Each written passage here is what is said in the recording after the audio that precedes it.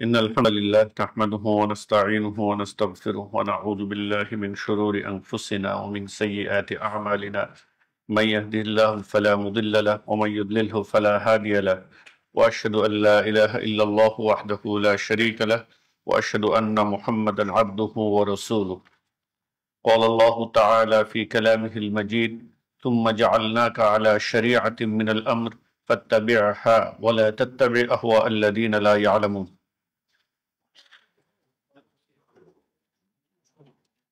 আমি very recently actually বিভিন্ন জায়গাতে আলাপ আলোচনা করাটা শুরু করেছি এবং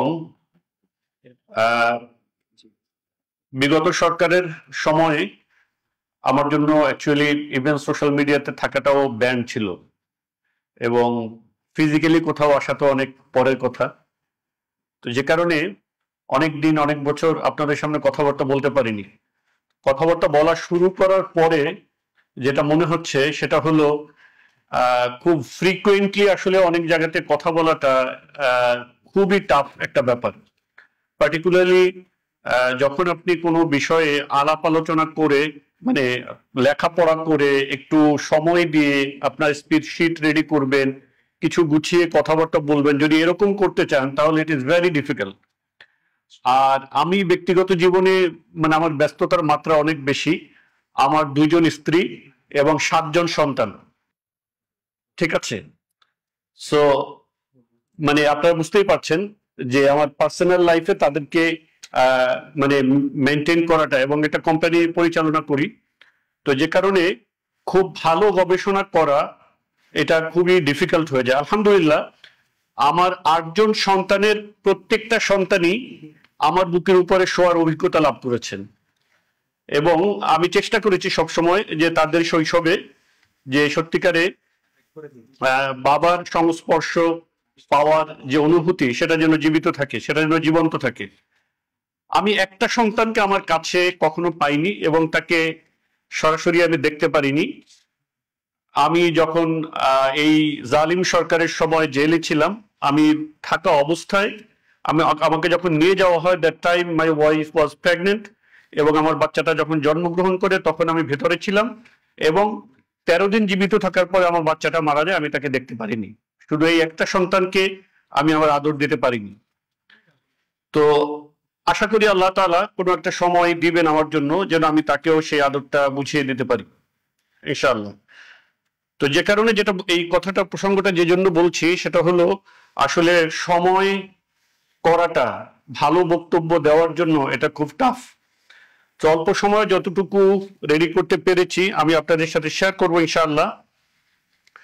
যদি এর ভিতরে ভালো কিছু থাকে আল্লাহ তাআলার পক্ষ থেকে, আর যদি ভুল ত্রুটি কিছু থাকে তাহলে আমার পক্ষ থেকে এবং শয়তানের পক্ষ থেকে, সেটাকে আপনাকে অ্যাভয়েড করবেন।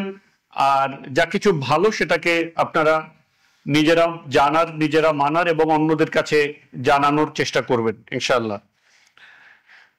আমি জানি না এখানে আপনাদের যারা আয়োজক তারা একটা সাবজেক্ট দিয়েছে আমাকে, in search of lost heritage.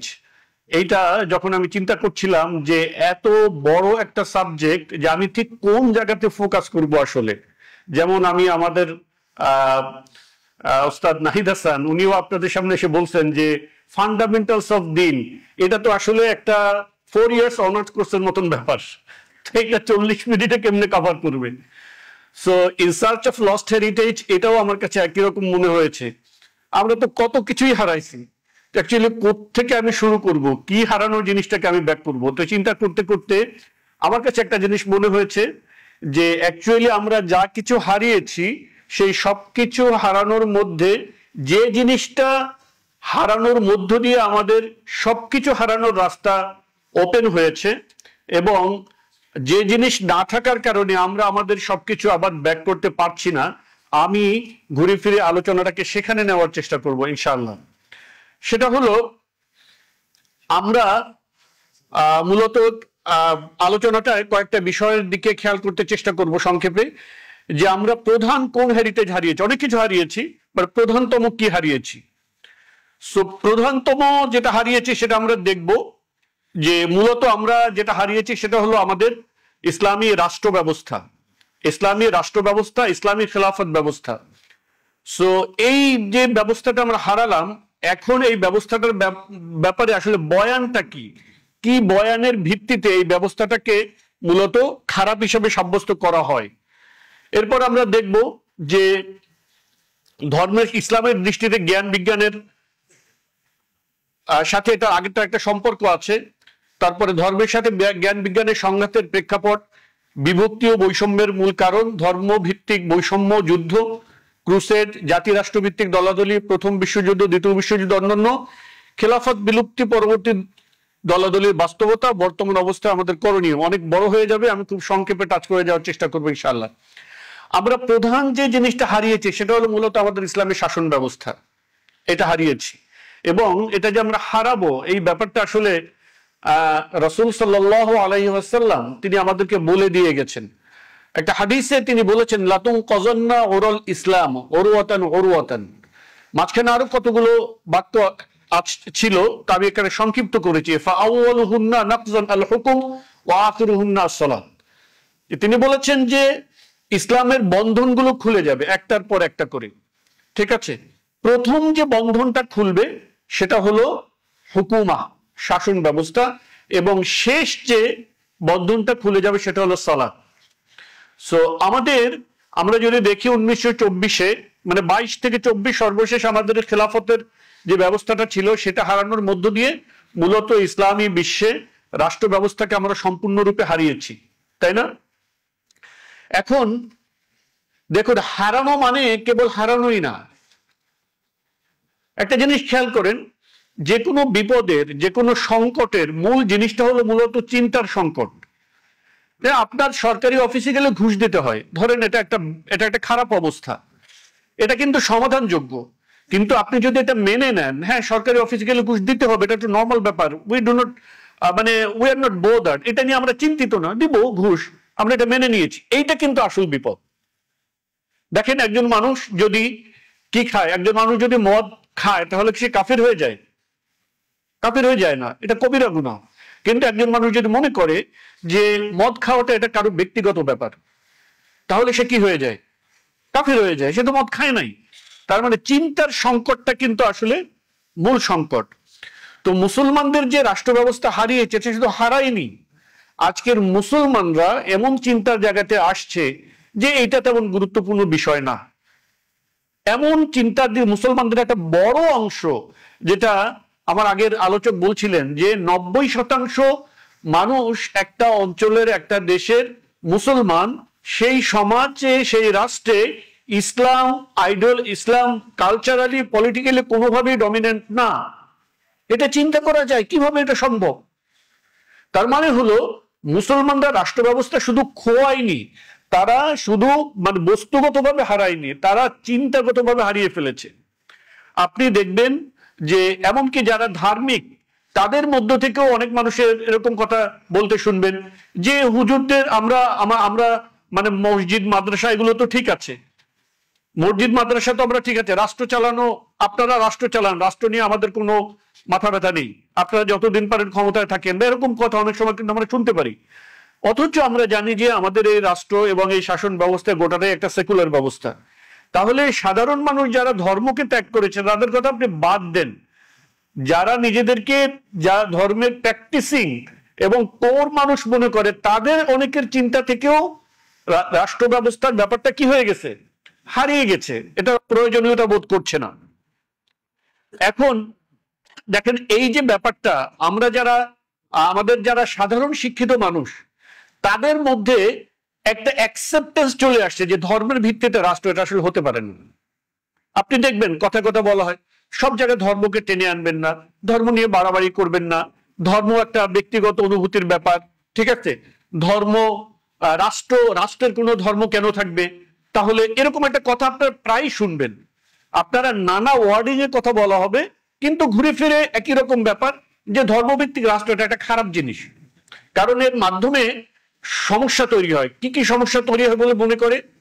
বলে যে ধর্ম হলো জ্ঞান বিজ্ঞানের অন্তরায়, ধর্ম একটা সেকেলে ব্যাপার, ধর্ম হলো জ্ঞান বিজ্ঞানের কি অন্তরায়, এটা বলা হয় না? বলা হয়। দ্বিতীয় বলা হয় যে ধর্ম তো একটা অনেক আগের ব্যাপার, এটা আধুনিক মানুষের সমস্যার সমাধান দিতে পারে না। আধুনিক জীবনে মানুষের অনেক সমস্যা আছে, এর সমাধান ধর্ম দিতে পারে না। তৃতীয় বলা হয় ধর্ম মানব সমাজে বৈষম্য বিভক্তি সৃষ্টি করে। কারণ সে বলবে যে আপনারা এই রাষ্ট্রে 90% মুসলমান তো বুঝলাম, বাকি 10% যে মানুষ আছে তারাও তো মানুষ, তারাও তো এই রাষ্ট্রের নাগরিক। তাহলে আপনার ধর্মের রাষ্ট্রের ধর্ম যদি ইসলাম হয়, তাহলে তাদেরকে তো আপনি রাষ্ট্র থেকে বাইরে বের করে দিলেন। হ্যাঁ, খুব আবেগের সাথে বলবে, হ্যাঁ, যে আপনারা তো তাদেরকে রাষ্ট্র থেকে বাইরে বের করে দিলেন, তাহলে তাদের কি হবে গো, এরকম একটা অবস্থা। মানে এই যে 10% তাদের চিন্তায় তারা খুব দুশ্চিন্তাগ্রস্ত আছে, এরকম একটা ব্যাপার আপনারা শুনেন কিনা? শুনেন? হ্যাঁ, আচ্ছা আচ্ছা। আমরা দেখি যে ধর্মকে যে জ্ঞান বিজ্ঞানের অন্তরায় করা হয়েছে, এর মতন ফালতু কোনো বিষয় ইসলামের কনটেক্সটে অন্তত আপনার এর চেয়ে ফালতু কোনো বিষয় হতে পারে না। আপনারা জানেন, এগুলো বেসিক কথা, আপনারা এগুলো সবাই জানেন। তারপর মনে করিয়ে দেওয়া যে কোরআনের প্রথম আয়াত হলো কি? ইকরা, পড়ো। কোরআনের প্রথম আয়াত হলো ইকরা, পড়ো। কোরআনে আল্লাহ তাআলা বলতেছেন যারা জানে আর যারা জানে না, যারা জ্ঞান রাখে যারা জ্ঞান রাখে না, এরা কি কখনো সমান হতে পারে? আচ্ছা, আল্লাহ তাআলা বলছেন কোরআনে বারবার আপনি দেখবেন আফালা ইয়াতাদাব্বারুনাল কুরআন, তারা কোরআন নিয়ে গবেষণা করে না। আল্লাহ তাআলা বলছেন আওয়ালাম ইয়াতাফাক্কারু ফি আনফুসিহিম, তারা কি নিজেদেরকে নিয়ে চিন্তা করে না? আওয়ালাম ইয়ানজুরু ফি মালাকুতিস সামাওয়াতি ওয়াল আরদ, তারা কি আসমান জমিনের যে ব্যবস্থাপনা এটার দিকে তাকিয়ে দেখে না? আপনি কোরআনের পাতায় পাতায়, ছত্রে ছত্রে, আয়াতে আয়াতে, শব্দে শব্দে, বাক্যে বাক্যে আপনি জ্ঞান গবেষণার প্রতি যে উৎসাহ অনুপ্রেরণা আপনি পাবেন, এটা মনে হয় পৃথিবীর অন্য কোনো গ্রন্থে আপনি পাবেন না। অথচ সেই ধর্মকে কি বলা হচ্ছে? ধর্ম নাকি জ্ঞান বিজ্ঞানের অন্তরায়। ধর্ম নাকি জ্ঞান বিজ্ঞানের। আপনারা জানেন রাসূল সাল্লাল্লাহু আলাইহি সাল্লামের হাদিস তলাবুল ইলম ফরিদাতুন আলা কুল্লি মুসলিম। সো এইখানে যে দেখেন হাদিসে এবং কোরআনে জ্ঞানকে দেওয়া হয়েছে সর্বোচ্চ মর্যাদা। এবং আল্লাহ তাআলা কোরআনে অনেক জায়গাতে অনেকভাবে বলেছেন ওয়ায়ারফাউল্লাহুল্লাযীনা আমানু মিনকুম ওয়াল্লাযীনা উতুল ইলমা দারাজাত। সো ইসলামে জ্ঞানের মর্যাদা সবার উপরে। আর আমাদের সেকুলাররা তারা বলতে চায় যে ইসলাম এই ধর্ম এইটা হলো জ্ঞান বিজ্ঞানের কি অন্তরায়। এটা একটা ভুল বয়ান। না, আমাদের একটু জানা দরকার যে এই যে জ্ঞান বিজ্ঞানের অন্তরায় বলা হলো, এই প্রেক্ষাপটটা আসলে কবে থেকে শুরু হয়েছে, এটা কেন হলো? আপনারা জানেন যে খ্রিস্ট ধর্ম যেটা, এটা তো মূলত মুহাম্মদ সাল্লাল্লাহু আলাইহি ওয়াসাল্লাম আসা পর্যন্ত এর আগের ধর্ম ছিল। মুহাম্মদ সাল্লাল্লাহু আলাইহি ওয়াসাল্লামের মুহাম্মদ সাল্লাল্লাহু আলাইহি ওয়াসাল্লামকে নবুয়ত দেওয়ার সাথে সাথে এই আগের যে ধর্মটা কি হয়ে গেছে? এক্সপায়ার্ড, ডেট এক্সপায়ার্ড রিলিজিয়ন, হ্যাঁ, মেয়াদোত্তীর্ণ ধর্ম।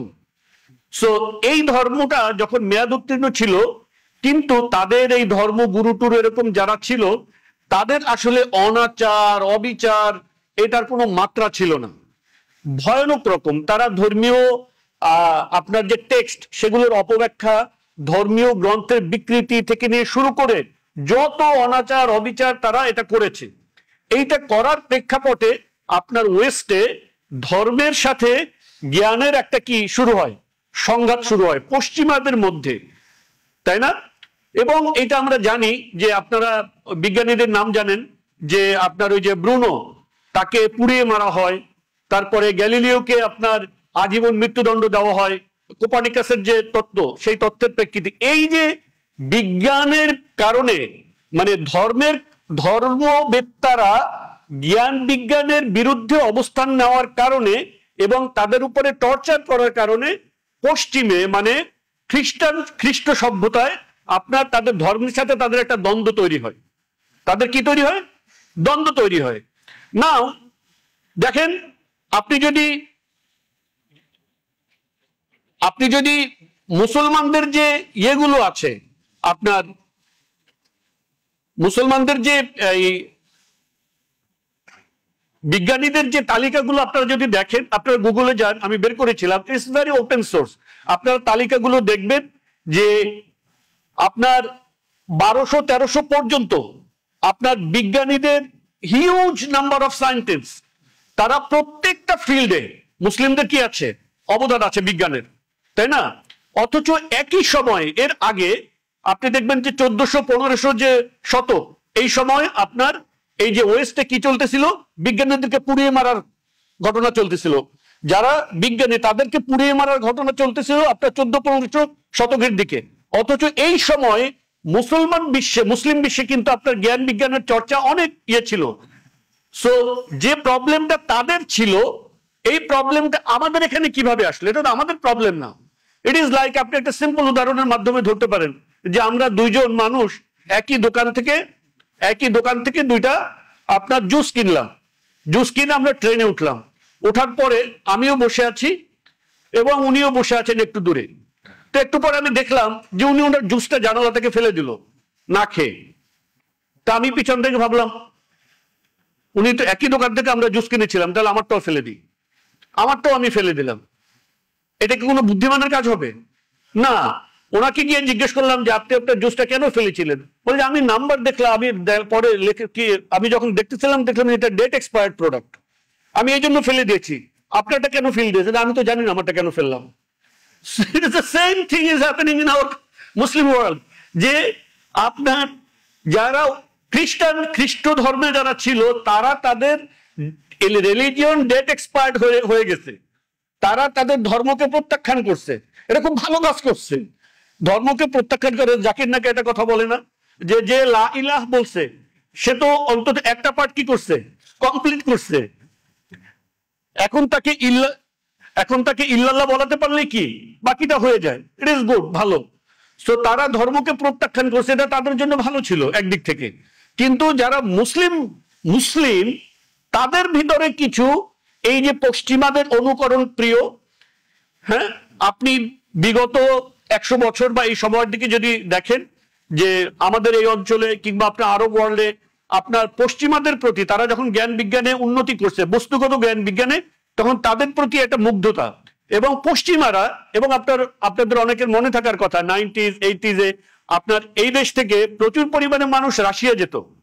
এটা এখন আপনি পাবেন না, মোটা মোটা রাশিয়ান বই অনুবাদ পাওয়া যেত। ওরা স্কলারশিপ দিয়ে নিয়ে যেত, ওয়েস্ট স্কলারশিপ এখনো দেয়। তারা মুসলিম ওয়ার্ল্ড থেকে যারা জিনিয়াস, যারা ব্রিলিয়ান্ট, তাদেরকে স্কলারশিপ দিয়ে ওখানে নিয়ে যায়।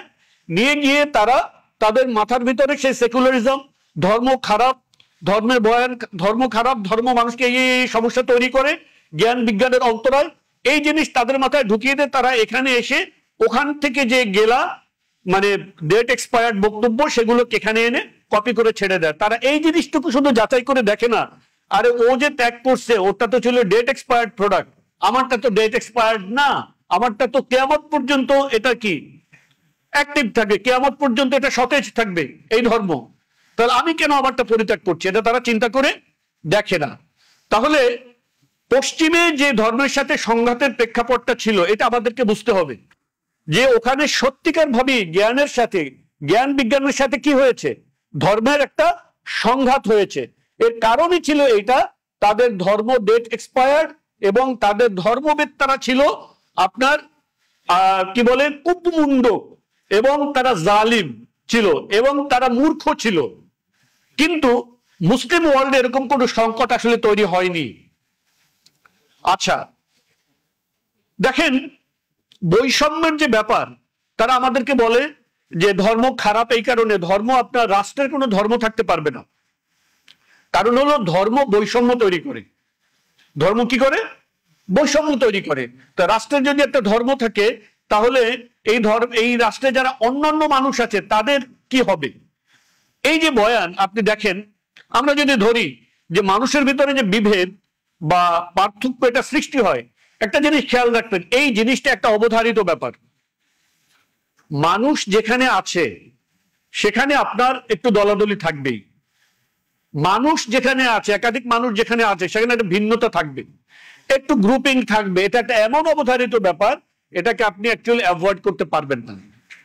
আপনাদের ক্লাসের ভিতরে এরকম হয় না? হয় কি হয় না? মাত্র 30-40 জন মানুষ, এটার ভিতরেও এই 10 জন এক গ্রুপে, এরা আরেক গ্রুপে। এর ভিতর নানা কারণ আছে দেখবেন। নানা কেন্দ্র করে মানুষের ভিতরে গ্রুপিং হয়। আপনি দেখবেন যে ধর্ম কিংবা বিশ্বাস এটাকে কেন্দ্র করেও মানুষের একটা কি হয়, পার্থক্য হয়। আবার দেখবেন ব্যক্তি স্বার্থকে কেন্দ্র করেও হয়। কেউ কোনো নির্দিষ্ট সিটে বসতে চায়, এটা নিয়ে গ্যাঞ্জাম করে। কিংবা ইউনিভার্সিটিগুলোতে আরো একটা কমন আছে, কেউ কোনো ছেলে কোনো মেয়েকে পছন্দ করে, এর পিছনে অন্য কেউ ঘুরতে পারবে না, এটা কেন্দ্র করেও গ্রুপিং হয় কি হয় না? হয়, রিয়েলিটি হয় না? গ্যাঞ্জাম ফাসাদ মারামারি অনেক কিছু হয়। আপনি দেখবেন জাতিগত, দলগত, গোত্রগত স্বার্থ এগুলোর কেন্দ্রে হয়। বৃত্তের অহংকার কেন্দ্রিক হয়। একদল নিজেদেরকে আপার ক্লাস দাবি করে আর এক দলকে কি করে, লোয়ার ক্লাস সাব্যস্ত করে। বর্ণের কারণে হয়। We are white, they are black. আপনার ওয়েস্টার্নরা কি করছে? ওয়েস্টার্নরা আফ্রিকা থেকে মানুষদেরকে নিয়ে জু বানাইছে, আপনার কি বলে, চিড়িয়াখানা বানিয়েছে। আফ্রিকা থেকে কালো মানুষদেরকে নিয়ে তারা চিড়িয়াখানায় রেখেছে। দিস ওয়েস্ট, এই পশ্চিমারা, তারা আমাদেরকে মানবতার সবক শিখায় কিনা? আচ্ছা, আপনি দেখবেন শক্তির অহংকার থাকে মানুষের, তারপরে দেশাত্মবোধ, সো কল্ড এটা জাতীয়তাবাদী অহংকার, এগুলো আমাদের মাঝে থাকে। সো এখন আমরা যদি দেখি যে এই অহংকার গুলোর রিয়েল কজটা, আপনার খারাপ কজ কোনটা, আপনি যেহেতু এই যে বিভক্তিটা, এটাকে আপনি অ্যাভয়েড করতে পারবেন না, তাহলে এটাকে ধারণ করার জন্য আপনার অ্যাকচুয়ালি কোনটা বেস্ট ওয়ে, জিনিসটা বুঝেন। আপনি একটা ডাইভার্সিটিকে রিজলভ করতে, ডাইভার্সিটিকে এলিমিনেট করতে পারবেন না। তখন আপনার এমন একটা পলিসি লাগবে যে আপনি উইথ অল দিস ডাইভার্সিটিস আপনি তাদেরকে কি করতে পারবেন, ধারণ করতে পারবেন। এরকম একটা পলিসি তো আপনার লাগবে। সেটা আসলে কি হতে পারে, সেটা কি হওয়া উচিত? সবচেয়ে যেটা আপনার খারাপ ডাইভার্সিটি, খারাপ ডাইভার্সিটি হলো অহংকারের ডাইভার্সিটি। এটাকে আপনি কখনো অ্যাকোমোডেট করতে পারবেন না। সবচেয়ে খারাপ ডাইভার্সিটি, আপনি ওয়েস্টরা, পশ্চিমারা অন্য সকলকে তারা মনে করে যে তারা মানব সভ্যতার উন্নয়নের যে সিঁড়ি, সেই সিঁড়ির নিচে আছে, এবং পশ্চিমাদের কাজ হলো অন্য মানুষকে যে কোনো মূল্যে তাদেরকে হাত ধরে টেনে উপরে তোলা। এজন্য যদি তাদের বিরুদ্ধে যুদ্ধ করতে হয়, তাদের দেশকে ধ্বংস করতে হয়, তাদের উপর আক্রমণ করতে হয়, তখন এটা তাদের জন্য তারা বৈধ মনে করে। তাদের কিসের ভিত্তিতে? তাদের যে অহংকার, যে হোয়াইট সুপ্রিমেসি, এবং তাদের যে আপনার লিবারেল ডেমোক্রেটিক যে সিস্টেম, এটাকে তারা মানব সভ্যতার সবচেয়ে উন্নত ব্যবস্থা মনে করে, এবং সব মানুষকে এইটাতে নিতে হবে, এটা তারা একটা নৈতিক একটা ফিলোসফি মানুষের কাছে, আমাদের কাছে প্রেজেন্ট করে। সো দেখেন, এই অহংকার ভিত্তিক যে বিভক্তি, এটা সর্বপ্রথম তৈরি করেছিল কে? ইবলিস। সেই প্রথম আদমকে কি বলেছিল? আল্লাহ তাআলা যখন তাকে বের করে দিয়েছে, তখন তিনি বলেছিল খলাকতানি মিন নার ওয়া খলাকতাহু মিন তিন। তাকে আগুন দিয়ে মাটি দিয়ে সৃষ্টি করেছো, এবং আমাকে আগুন দিয়ে সৃষ্টি করেছো। আনা খায়রুম মিন, আমি তার চেয়ে শ্রেষ্ঠ। কিন্তু ইসলামে গোটা মানব জাতির ভিতরে আপনার আলাদা কোনো শ্রেষ্ঠত্বের কোনো মানদণ্ড নেই অ্যাপার্ট ফ্রম তাকওয়া। আপনি কালো হন, আপনি সাদা হন, আপনি বেটে হন, আপনি লম্বা হন, আপনার নাক চ্যাপ্টা হোক, আপনার নাক উঁচা হোক, আপনি হোয়াইট হন, আপনি ব্রাউন হন, ডাজন্ট ম্যাটার। আপনার আল্লাহ তাআলার কাছে একমাত্র বিষয় যেটা আপনার সম্মানের জন্য, মর্যাদার জন্য, সেটা হলো কি? তাকওয়া। এই যে পদ্ধতি, এই পৃথিবীর অন্য কোনো আদর্শ আপনাকে দিতে পারবে না, কারো কাছে নাই। এবং এই কারণেই আপনি দেখেন মুসলমানদের যে 1300-1400 বছরের যে ইতিহাস, এখানে আপনার সাদা ছিল, কালো ছিল, ব্রাউন ছিল, সবাই ছিল, কিন্তু তাদের একটা সমন্বিত একটা ইউনিটি ছিল। বুঝতে পেরেছি? সুতরাং ধর্মকে যে খারাপ বলা হয়, এইটা আসলে কি না, ধর্মভিত্তিক যে বিভক্তি, ধর্ম যে বিভক্তি সৃষ্টি করে, এই কথাটা রং। বিভক্তি একটা অবধারিত ব্যাপার মানুষের মধ্যে। এই বিভক্তিকে ধারণ করার জন্য সর্বোত্তম পদ্ধতি হলো ইসলাম। খেয়াল রাখেন, বিভক্তি নেই এটা আপনি বলতে পারবেন না। আপনি মুসলিম, আরেকজন হিন্দু, আপনি মুসলিম, আরেকজন ইহুদি বা খ্রিস্টান আপনার দেশে থাকতে পারে না। তাহলে একমাত্র ইসলাম হলো এমন একটা জীবন ব্যবস্থা, যে ইসলামের মধ্যে ওই যে হিন্দু, ওই যে ইহুদি, ওই যে খ্রিস্টান, তাকে এই রাষ্ট্রের ভিতরে যথাযথ মর্যাদার ভিত্তিতে তার নিরাপত্তা দেওয়ার ব্যবস্থাপনায় রাষ্ট্রীয় এবং ধর্মীয় কাঠামোর মধ্যেই আছে। এটা কোনো দয়া নয়, ধর্মীয় এবং রাষ্ট্রীয় কাঠামোর মধ্যে এটা বিদ্যমান আছে। তাহলে এই যে বলা হয় যে বিভক্তি ধর্মের কারণে হয়, সুতরাং ধর্মভিত্তিক রাষ্ট্র করা যাবে না, আমরা এটা গ্রহণ করব না। এখন আমরা দেখবো তাহলে যে আধুনিক যে সেকুলার ব্যবস্থা, ধর্মকে আমরা বাদ দিলাম, ধর্মকে বাদ দিলে এখন তাদের প্রস্তাবনা কি? তাহলে বিপরীতে তাদের নিশ্চয়ই এমন একটা প্রস্তাবনা থাকতে হবে যা আমাদের সবাইকে কি করবে, ঐক্য ইয়েতে নিয়ে আসবে, আমাদের কারো ভিতর কোনো বিভক্তি থাকবে না, এটা তারা বলছে না? এটাই তো তারা বলে। আচ্ছা, এবং যদি ঐক্য সাধিত হয় তাহলে কোনো যুদ্ধ বিগ্রহ থাকা উচিত না, সব মানুষের ভিতরে একটা ফ্রেন্ডলি হারমোনি থাকবে, এরকম একটা ব্যাপার তো হওয়ার কথা। তারা যে মানবতার কথা শোনায়, কিন্তু বাস্তবতা আসলে কি? বাস্তবতাটা আমরা একটু দেখে আসি। দেখেন, তারা বলে ধর্ম বিভক্তি তৈরি করে, যুদ্ধ করে, দলাদলি তৈরি করে, এরকম করে। বাস্তবতা হলো মানব ইতিহাসে, আপনি এনসাইক্লোপিডিয়া অফ ওয়ারে যান, আপনি সেখানে দেখবেন যে মানব ইতিহাসে 1700+ যুদ্ধ হয়েছে। গোটা মানব ইতিহাসে কতগুলো যুদ্ধ হয়েছে? 1763 আমি পাই।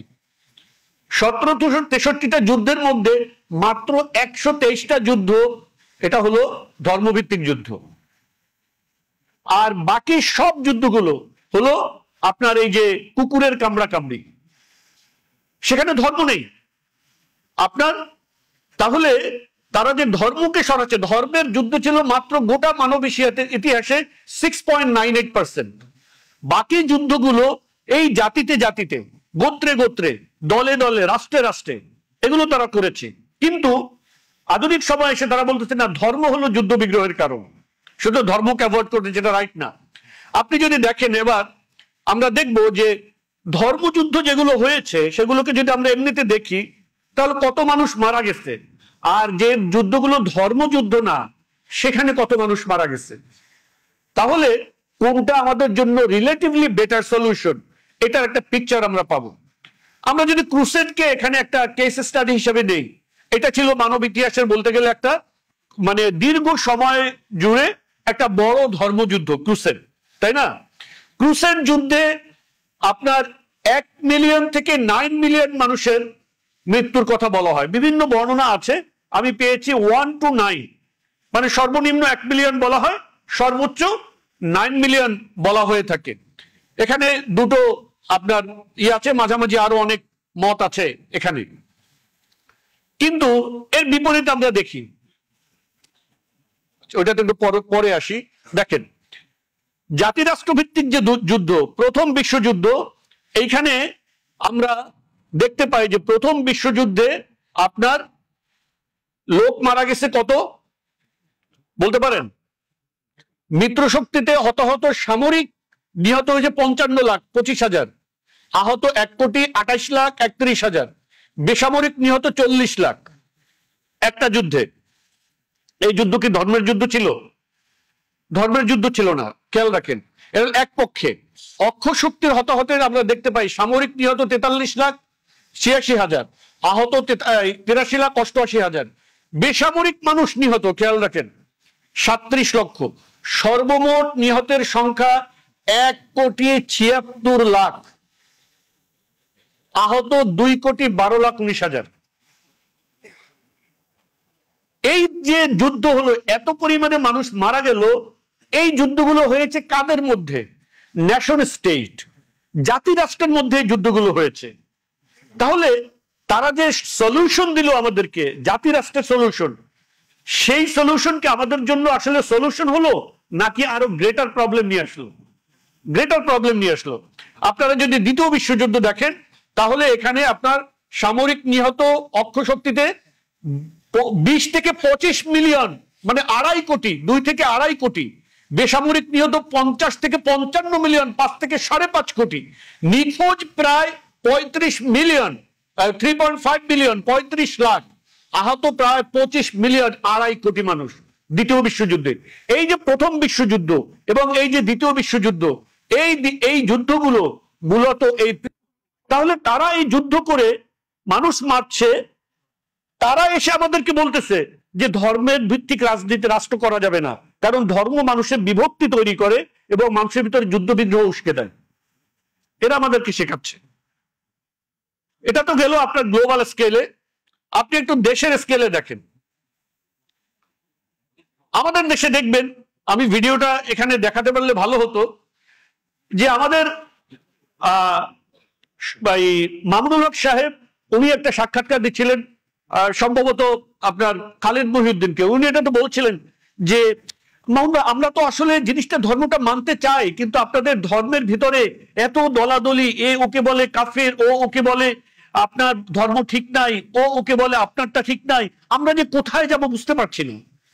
মানে হলো সেকুলারদের একটা বয়ান আছে, আপনি দেখবেন প্রায় তারা বলে ধর্ম তো মানতে চাই, কিন্তু ধর্মের মধ্যে এত দলাদলি, এত গ্রুপ, কোনটা যে মানবো এটাই বুঝতে পারছি না। বলে কি না? বলে না? এই কথাটা কি রাইট? আপনি দেখেন, আমি একটা জিনিস দেখাই আপনাদেরকে। বাংলাদেশে রাজনৈতিক দল, বাংলাদেশে রাজনৈতিক দল, নিবন্ধিত রাজনৈতিক দল আছে 51টা। কয়টা? 51টা। এবং নিবন্ধিত অবিরোধী ইসলামী দলও আছে প্রায় 70টার মতন। আমি এখানে সেকুলার 11টা আর ইসলামী রাজনৈতিক দলের নাম দিয়েছি 11টা। সবাই ডেমোক্রেটিক রাজনীতি করে, খেয়াল রাখেন, যারা আপনার এই নির্বাচন কমিশনে নিবন্ধিত রাজনৈতিক দল। তো বাংলাদেশে 51টার বেশি রাজনৈতিক দল আছে নিবন্ধিত। কিন্তু সেকুলারদেরকে আপনার কি কখনো বলতে শুনেছেন কিভাবে আমরা ডেমোক্রেসি চর্চা করব, কিভাবে আমরা সেকুলারিজম চর্চা করব? এই দল বলে এই রকম, ওই দল বলে ওই রকম, সেই দল বলে সেই রকম, সুতরাং আমরা ডেমোক্রেসি সেকুলারিজম চর্চা করতে পারছি না। এটা কখনো বলতে শুনছেন? না, এইটা কখনো তারা বলে না। তাতে এইখানে আপনার 51টা দল হলে কোনো কি নাই, অসুবিধা নাই। কিন্তু ইসলামী কিছু দল হলে তাদের বিরাট সমস্যা, তারা এখন আর ধর্ম চর্চাই করতে পারছে না। বুঝতে পেরেছেন? দেখেন, এবার আমরা আবার একটু পিছনে যাই। আপনি বাংলাদেশে দেখবেন তারা প্রায় বলবে যে ইসলামী সহিংসতা এটা খুব ভয়ানক, ইসলামী সহিংসতা এটা খুব কি ভয়ানক ব্যাপার, আর ডেমোক্রেটিক সহিংসতা খুবই মানে কি বলে আর্টিস্টিক ব্যাপার, ঠিক আছে, খুবই মানে মোহনীয় কমনীয় ব্যাপার ডেমোক্রেটিক সহিংসতা। আমি আপনাদেরকে এখানে বাংলাদেশে বিগত 20 বছরে আপনার প্রচুর পরিমাণে বাংলাদেশ জঙ্গিবাদে ভরে গেছে, বিশাল আক্রমণ হয়ে দেশ ধ্বংস করে ফেলছে, এরকম একটা বয়ান তো আমরা বিগত 20 বছর ধরে কি বাংলাদেশে দেখে আসছি, তাই না? আমি এখানে সবগুলো ঘটনা, উল্লেখযোগ্য বড় বড় যতগুলো ঘটনা এবং হতাহতের ঘটনা ঘটেছে এগুলোকে আমি কম্পাইল করেছি। কম্পাইল করে আমি দেখেছি যে মোট কতগুলো ঘটনা ঘটেছে এবং কত মানুষ মারা গেছে সেখানে। সেখানে আমি দেখেছি যে 1999 উদীচী হামলা, 1 ছায়ানট হামলা, 2 Mymensingh, 2004 Rajshahi Bagmara, 2004 21 Sylhet British high commissioner, এখানে আপনার অনেকগুলো হামলা আছে। এগুলো মোটামুটি হামলা এর ভিতরে এই বিগত 20-25 বছরের মধ্যে, ঠিক আছে। এখানে মোট নিহতের সংখ্যা হলো 64 জন, সর্বমোট নিহতের সংখ্যা 64 জন এবং আহত হলো 635 জন। মোট নিহত 64 জন, আহতের সংখ্যা 635 জন। এতে পুরা দেশের অবস্থা খুব খারাপ, ভয়ানক অবস্থা, দেশ গোল্লায় গেল, জ্বলে গেল, শেষ। কিন্তু এবার আপনারা একটু দেখেন যে বাংলাদেশে গণতান্ত্রিক সহিংসতা আইন ও সালিশ কেন্দ্রের তথ্য অনুযায়ী 1999 থেকে 2013 সাল পর্যন্ত 15 বছরের রাজনৈতিক সহিংসতা মারা গেছেন 2234 জন। 2234 জন মানুষ মারা গেছে।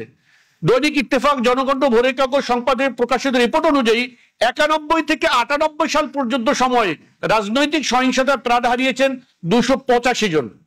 এবার আমরা মানবাধিকার সংস্থা অধিকার আদিলুর রহমানের, ওরা বলছে 2001 থেকে 13 সাল আগস্ট পর্যন্ত সময়ে রাজনৈতিক সহিংসতায় প্রাণ হারিয়েছেন 3926 জন মানুষ। এরা কিসের কারণে মারা গেছে, কি জন্য মারা গেছে? রাজনৈতিক সহিংসতা, এক দল আরেক দলকে মেরেছে। আওয়ামী লীগ বিএনপিকে, বিএনপি আওয়ামী লীগকে, জামাত বিএনপিকে, বিএনপি জামাতকে, এই ধরনের যে রাজনৈতিক সহিংসতাগুলো হয়েছে এখানে তারা পরস্পর মারামারি করে এই পরিবার মানুষকে হতাহত করেছে।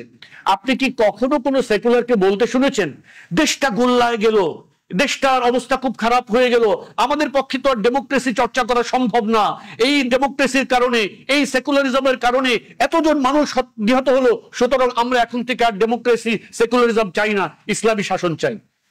এটা তারা কখনো বলছে? কখনো তারা বলে নাই।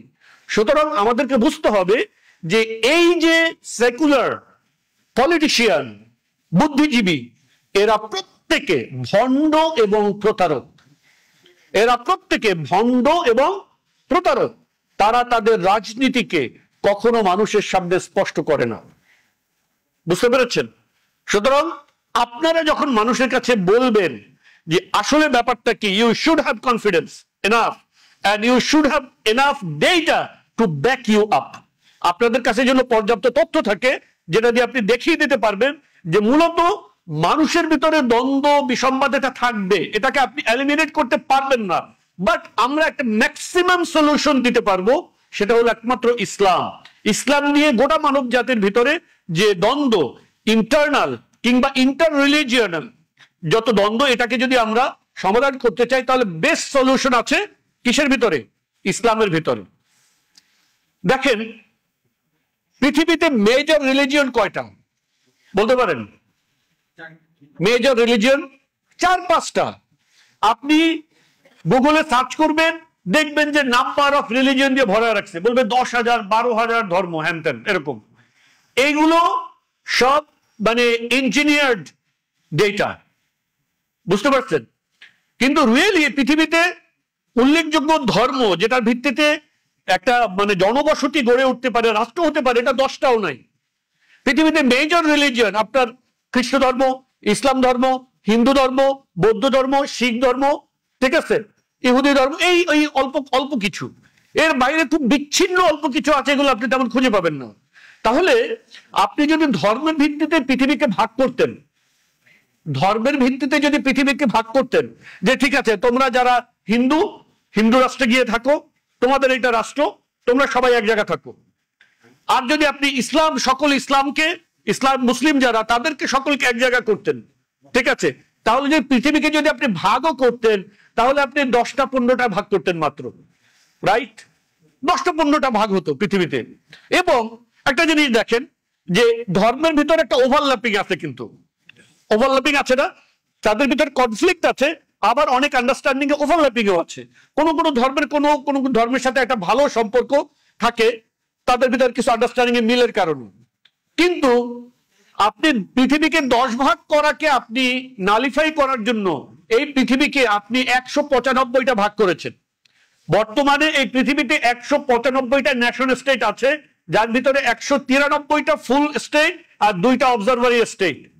অবজারভার স্টেট একটাকে তারা রাখছে, ফিলিস্তিনকে তারা দেয়নি, এটাকে তারা অবজারভার স্টেট রাখছে। আর একটা হলো আপনার ভ্যাটিকান সিটি, এটাকে তারা অবজারভার স্টেট রাখছে। বাট মোট 195টা রাষ্ট্র। তাহলে 10 ভাগ যদি আমরা করতাম ধর্মের ভিত্তিতে পৃথিবীকে, তাহলে 10টা রাষ্ট্র হতো ধরেন, আমরা ধরলাম। এইটা বেশি ভালো ছিল মানব জাতির জন্য, নাকি আপনি পৃথিবীকে 195টা ভাগে ভাগ করেছেন এবং প্রত্যেকের মধ্যে কাঁটাতারের বেড়া দিচ্ছেন এবং প্রত্যেকটা জাতি রাষ্ট্রের সাথে, প্রত্যেকটা জাতি রাষ্ট্রের যুদ্ধের উপাদান তৈরি করছেন? আছে না? এক একটা জাতি রাষ্ট্রের সাথে এক একটা জাতি রাষ্ট্রের যুদ্ধের উপাদান তৈরি করছে, মানুষকে ডিভাইড করছেন। এবং আপনি মানুষের ভিতরে এই জাতীয়তাবাদ তৈরির মাধ্যমে এমন একটা ধারণা জন্ম দিয়েছেন যে আপনি এই কাঁটাতারের ওপারে জন্মগ্রহণ করলে আপনি খারাপ, আর আমি এপারে জন্মগ্রহণ করলে ভালো। এটা করা হয়েছে কিনা আপনি দেখেন। এই জাতীয়তাবাদী চিন্তার মূল উপাদান কি? আচ্ছা দেখেন, আমরা এই ভারতীয় উপমহাদেশ একসময় আপনি কি ছিলেন? ভারতীয় উপমহাদেশ ছিল, হিন্দুস্তান ছিল। আপনার ভাগ করে পাকিস্তান এবং হিন্দুস্তান হলো। যখন তারা সবাই হিন্দুস্তানি ছিল, হ্যাঁ, তখন আমরা এই হিন্দুস্তানের গুণগান করতাম। যখনই পাকিস্তান ভাগ হলাম, এখন আমাদের হিন্দুস্তানকে খারাপ বলতে হবে। ভালো কথা। আবার পাকিস্তান ভাগ হয়ে যখন আমরা বাংলাদেশ হলাম, তখন আমার পাকিস্তানকে খারাপ বলতে হবে, বাংলাদেশকে ভালো বলতে হবে। তার মানে হলো আপনার মানে একটাকে গ্রহণ করতে হলে আরেকটাকে কি করতে হয়? খারাপ বলতে হয়। মাঝখান দিয়ে আপনার লাভের লাভ কি হয়েছে? এই স্বাধীনতার নামে আপনার রাষ্ট্র, আপনার খাঁচা ছোট হয়েছে। আপনার খাঁচা ছোট হয়েছে। আপনার এক সময় আপনি পাকিস্তান এবং বাংলাদেশ ছিল, আপনি আপনার ঘোড়ার খাঁচাটা বড় ছিল। আপনি একসময় হিন্দুস্তান সহ ছিল পুরোটা, আপনার খাঁচাটা আরো বড় ছিল। আপনি মূলত কি হয়েছেন? ছোট হয়েছেন। কিন্তু আপনি মূলত জালিমদের হাত থেকে কখনোই মুক্তি লাভ করতে পারেন নাই। আপনাকে সেই হিন্দুস্তানে ব্রিটিশ রাজ তারা আপনাকে শোষণ করেছে, এটা ছিল। যখন আপনি পাকিস্তানে ছিলেন, পাকিস্তানিরা শোষণ করেছে, আপনি স্বাধীনতা লাভ করে মনে করছেন স্বাধীন হয়েছেন।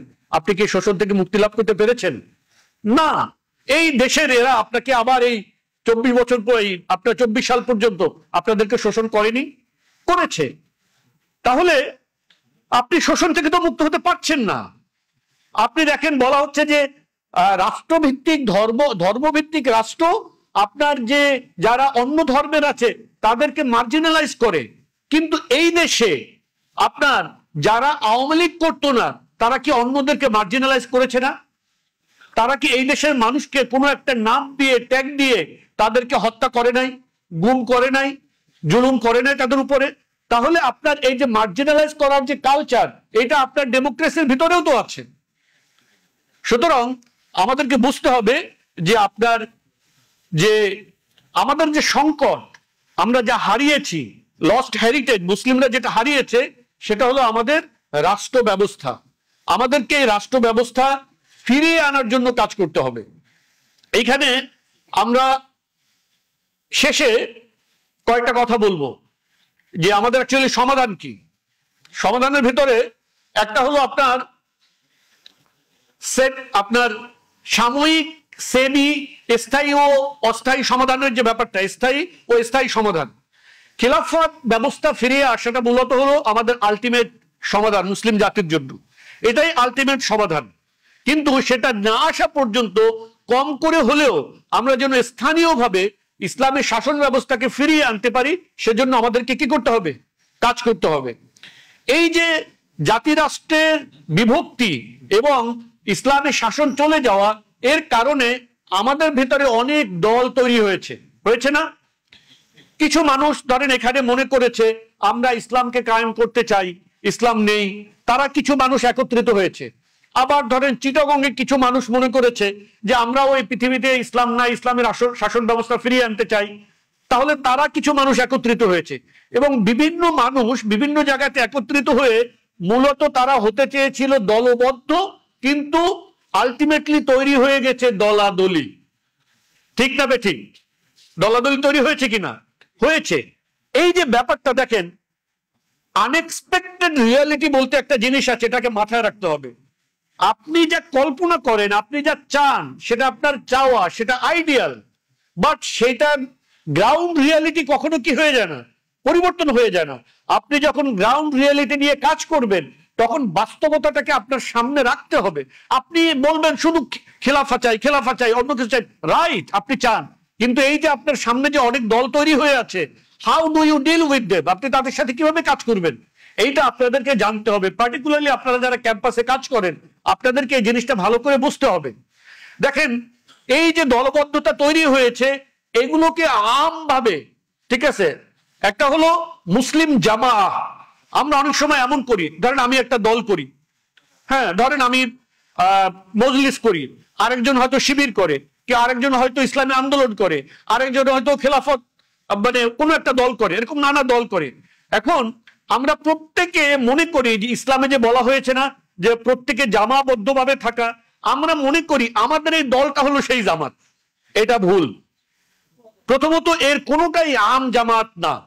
ইসলামে আনুগত্যের যে আম জামাতের কথা বলা হয়েছে, যেটা ওয়াজিব, এবং যে জামাত পরিত্যাগ করাটা আপনার ইসলাম থেকে দূরে সরে যাওয়া, হ্যাঁ, জামাত থেকে বিচ্ছিন্ন হয়ে যাওয়া এবং গলা থেকে ইসলামের রজ্জু খুলে ফেলা, এটা এই সব দলের উপরে এই হাদিস প্রয়োগযোগ্য নয়।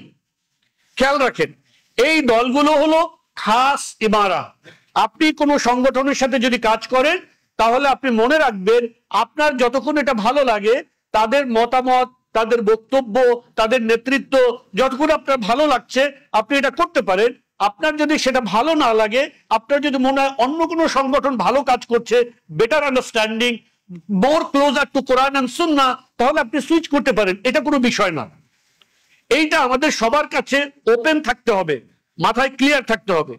সেকেন্ড হলো, আপনি যে দলটা করেন, আপনি যে সংগঠনটা করেন, এটা একটা ভালো কাজ, কিন্তু এই ভালো কাজটা কখনো কখনো হারাম হয়ে যায়। কখন হারাম হয় এটা আমাদেরকে মাথায় রাখতে হবে। যখন আপনার এই দলটা ইখতিলাফ, পার্থক্য না হয়ে ইফতিরাক হয়, আপনার দলাদলিতে পর্যবসিত হয়, তখন মূলত এটা হারাম হয়ে যায়। কখন আপনি বুঝবেন যে আপনি ইফতিরাক করছেন না ইখতিলাফ করছেন? অর্থাৎ আপনি একটা দল করছেন, উনি একটা দল করছে, এটা হারাম নয়। কখন হারাম হবে?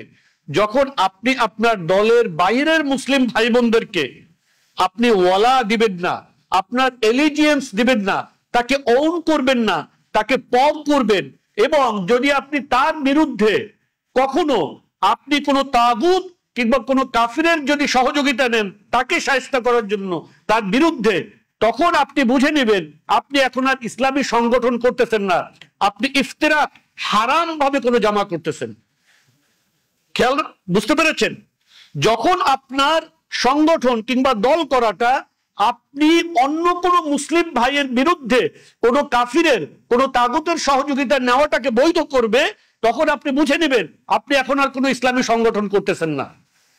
সুতরাং আপনারা যে যাই কাজ করেন না কেন, আপনারা আপনাদের ভিতরে ঐক্য বজায় রাখবেন।